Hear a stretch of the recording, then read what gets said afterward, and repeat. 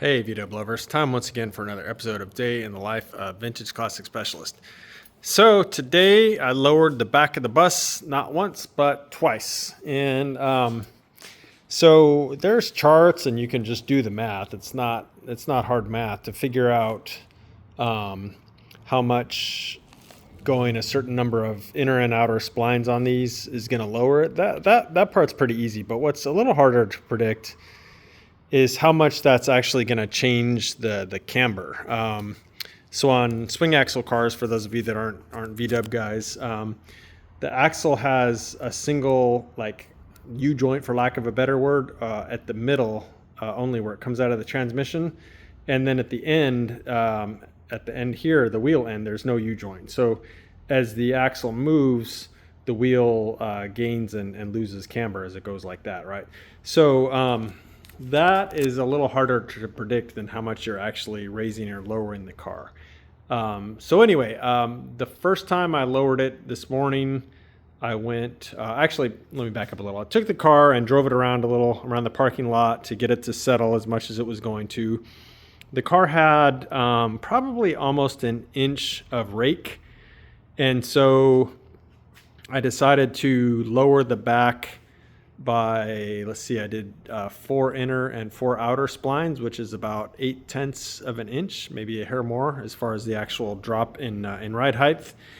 And it still had probably a little bit too much camber. You can see it has a tiny bit now, but it's not much at all. So I sent some pictures to the owner, and he wanted it to be a little bit lower. He wanted to get rid of that camber. So I took it and jacked the back end up again and lowered it. The next time I did about 0.6 of an inch, give or take, which was 3 inner and 3 outer. And that pretty much dialed it in where you see it now. So it's still a tiny bit of camber. I'm guessing it'll probably settle a little bit more. And the front is pretty much level with the back now. I measured it very carefully, and the bus is pretty much sitting totally level now. I think if you put a driver and a passenger in the front would probably come down and you'd end up with a little rake. If he puts his whole family in there, which he likes to do, the whole bus may come down a little bit. So I'm pretty happy with the height that it is now. He seems to be pretty happy, so I think we're going to go with that. If he ever decides he wants it lower, not a big deal. He can bring it in and we can drop it down some more. But so that was kind of a lot of work, doing the rear suspension twice today. So I did that. Didn't touch front suspension. Like I said, it's pretty much where it was. I did also, since I drove it around, I got to find out where the steering wheel was. It was off center a little bit, so got his steering wheel all lined up straight on these. It's a little bit different than like on a Beetle. There's no spline in the steering. There's basically just a keyway. So pretty much you can't adjust the straightness of the steering wheel here. You have to do it underneath. So there's a drag link that goes from the steering box pitman arm back to a pivot here, and you adjust the steering wheel straightness on that. Anyway, long-winded story, but got that straightened out. So now when you're driving straight, the steering wheel straight. Always nice. So yeah, that was pretty much my day. It was taking the back of this bus apart twice and getting that dialed in, and then again aligning the steering and a couple other little things like that. But yeah, so pretty happy with it. I think it's going to be raining the rest of the week, and we still have a couple other little things to do as far as the owner not taking it this week. We had kind of hoped this week, but we still got to make a spare tire cover, which our neighbor Octavio is going to do. I think he said Friday he'll have time.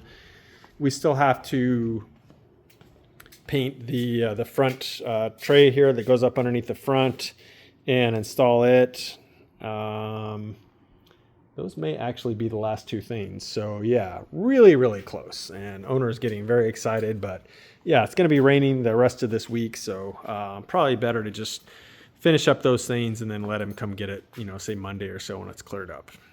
But that was my day. I did manage to smash my finger working on it. So That wasn't very fun, and that hurt like hell. But yeah, usually I don't do that, but today I did.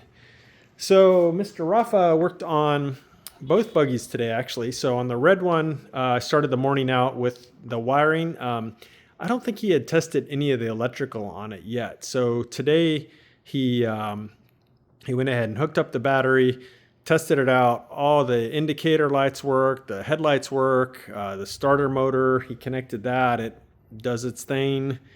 The horn, he had some troubleshooting to do on the horn circuit. That's all troubleshooted. Anyway, horn works now as it should. And yeah, like I said, all the indicator lights, looks killer. It's not hooked up now, but one of these times I will show you guys what it looks like with the lights working. These back lights on this thing are just killer.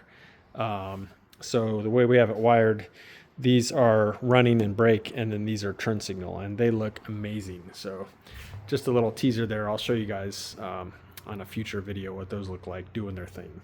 So he did that, and then he turned his attention to the blue buggy for a while. And on that one, he pretty much worked on the gas tank and got it to where it is sticking up appropriately through the hole. So about the right amount there for the gas cap to go on. You got room to kind of get your fingers around it and undo it.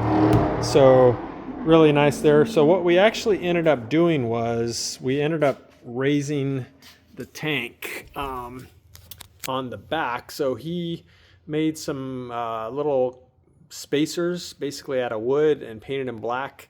So the back of the tank is tilted upwards, which lifts the filler neck there. And the front of the tank is sitting down still on its normal flange.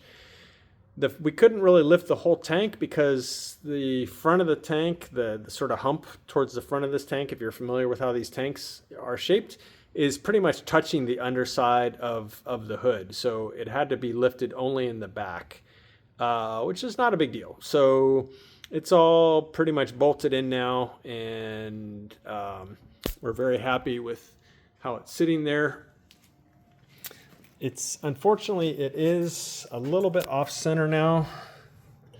So you can see it's about touching right here, but it's got a pretty nice gap back here. So I think what I'm going to do is I'm going to pull the hood off, and this gap that you see back here, I'm just going to like stretch the hole out a little bit and keep it circular, but aim for this much gap all the way around it. And then we'll put some type of grommet in there to kind of fill in the gap a little bit. So it'll look super clean when it's done. But the tank is back that way as far as it can go. So we just got to stretch the hole a tiny bit. Always little details like this on these buggies. So yeah, he spent a long time doing that because it's pretty fiddly working on these things. So I think that was Rafa's day. Jacob did come in for a while today, and so we went ahead and threw the buggy motor up on the stand, and he test fit the aftermarket 36 horse fan shroud. It actually fit pretty nice. He did have to trim the cylinder tins a little bit, and one of them needed a little straightening. I had done some of it the other day, but he went and actually test fit everything and found a couple other small issues. He went ahead and mounted the alternator and fan and all that stuff up, checked the clearance. And yeah, this stuff is pretty much ready to go to powder coating now.